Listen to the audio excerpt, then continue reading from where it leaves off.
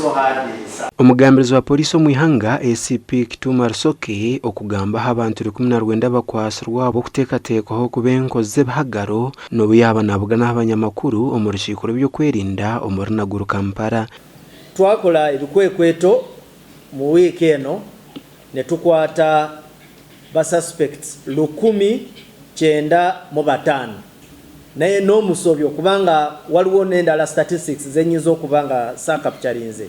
Ebikwekweto ebi nibije obwanyuma y'abantu kwetombwita amikutera okugaita abantu ahabuhenda amateeko obukwasiransi n'ahaiguru omu bicweka bitari bimwe na bimwe. Mu Kampala Metropolitan East ne South alone twasobola okukwata abantu abataka wansi wa 7 betuteebereza mu bumenyi bw'amateeka mu operations zetukoze mu wiki.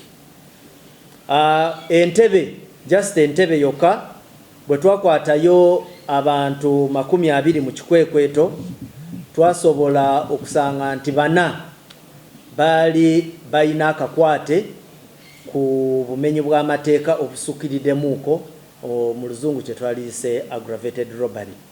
Omu bicweka nka Kisenyi polisi ekwasire abantu 3 na za piki 3 niko kusiima abantu baburijo ababahwerire kukwata abantu aba. Bifo bino byonna tubadde tubasanga either n'ebisi oba n'enjaga. Ate twagala n'okutegeeza public ti zino operations zijja kusigala nga zigenda maaso.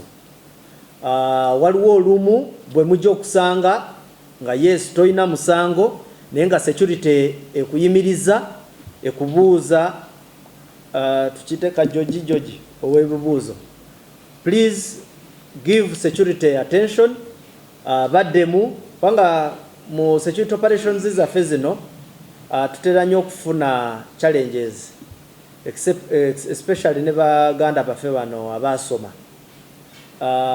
Wabeeramu olusu bateekamu oluzungu lungi tukubuuza just issues ezeetaaga okutegeera ani gwe ani olagawa tege oli wa mu kitundu ekyo naye n'osanga nga omuntu ayagala okuteekawo embeera etali nnungi. Rusoke hona yashobora okuhatina omushango gwona polisi ogweyatira Robert Kyagulanyi Ssentamu owabira esimbira bwa president omu Karura Kawire. Kyagulanyi nga bwe nabategeeza wano nti bwe nfuna briefing yonna nzija wano emisana nembawa.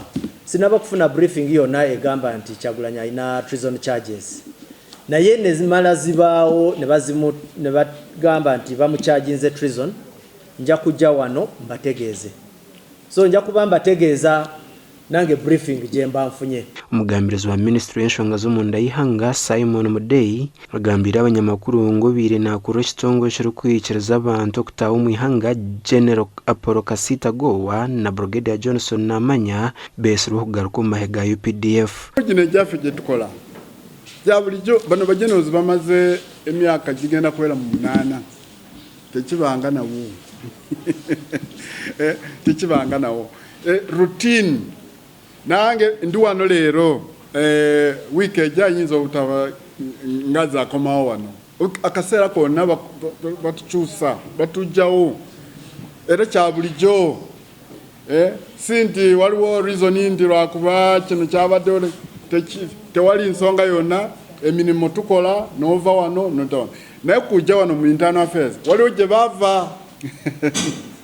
bava okujja wano mu internal affairs. So of course ne ku internal affairs balina okuva mu internal affairs bagenda awalala. Mudde yagarukira yashoborera ngo abantu abakuru mu ihanga tebarukwetagisa kufuna visa okuza hamwe no kuruga mu ihanga lya Misiri hamwe na United Arab Emirates konka abantu ababurijo bono betaga visa ekyagizire ngo nikija kuyamba okutungura ebyentasiya omu mahanga gagombi. Gashakwa Sulaiman Mutebi hamwe na Sengenda Abdul Karim.